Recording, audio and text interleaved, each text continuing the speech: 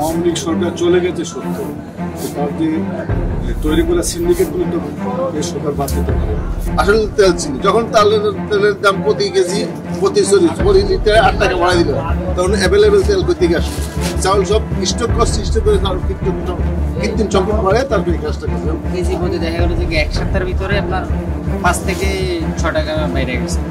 যুগে যুগে সুবিধাভোগীরাই সুবিধা ভোগ করে, আগে যাদের কাছে তো নিয়ন্ত্রণে নাই, কারণ কিছু কিছু জিনিস দাম কম আছে, বাকিগুলো আগের মতো রয়ে গেছে। যেমন আমার শীতকালে আমরা সবজি খাই সর্বোচ্চ 20 টাকা 30 টাকা কেজি, সর্বোচ্চ 10 টাকা পাওয়া গেছে, 20 টাকা পাওয়া গেছে, এখন 80 টাকা, হাত দিলে 80 90 100 80 90 100।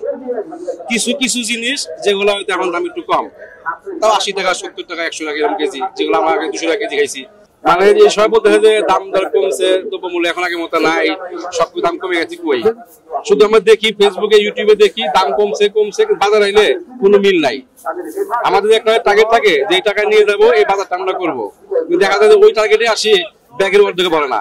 অস্থিতিশীল বাজারে লাগাম টানতে অন্তর্বর্তীকালীন সরকার বিভিন্ন উদ্যোগ গ্রহণ করেছে, তবুও বাজার নিয়ন্ত্রণে আনা কিন্তু সম্ভব হচ্ছে না।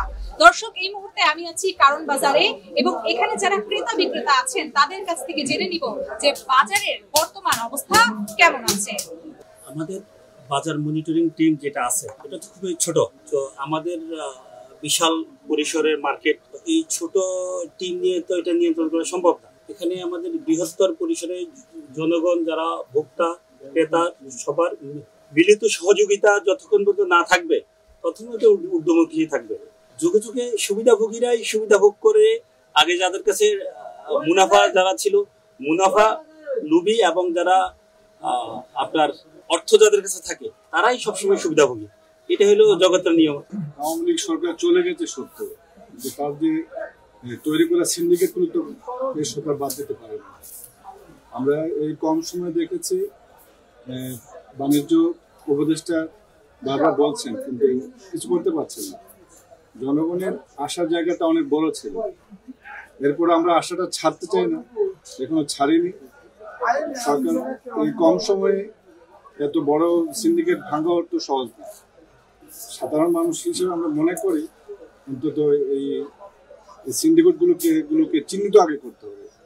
যতক্ষণ পর্যন্ত এই 15 বছর 17 বছর সিন্ডিকেট না ভাঙতে পারবে, এ সরকার বাজার মূল্য নিয়ন্ত্রণ করা কোনোভাবেই সম্ভব না। সরকার চাইলে সব পারে, কিন্তু এর পরেও সিন্ডিকেট কিন্তু অনেক ক্ষেত্রে সরকার থেকে শক্তিশালী। মানে একটা সিন্ডিকেটগুলো তো একটা গ্রুপ দিয়ে একটা সিন্ডিকেট হয় না। আপনি ব্যাংক সেক্টর থেকে শুরু করে একদম তৃণমূলের ফুটপাতের দোকানে পর্যন্ত একটা সিন্ডিকেট।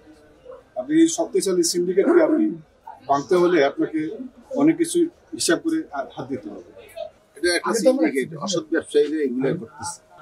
যেমন তেলের দামটা কৃত্রিম সংকট করছে। আসলে তেল ছিল যখন তেলের দাম প্রতি কেজি প্রতি লিটারে 8 টাকা বাড়াই দিল, তখন অ্যাভেলেবেল তেল কোথেকে আসবে?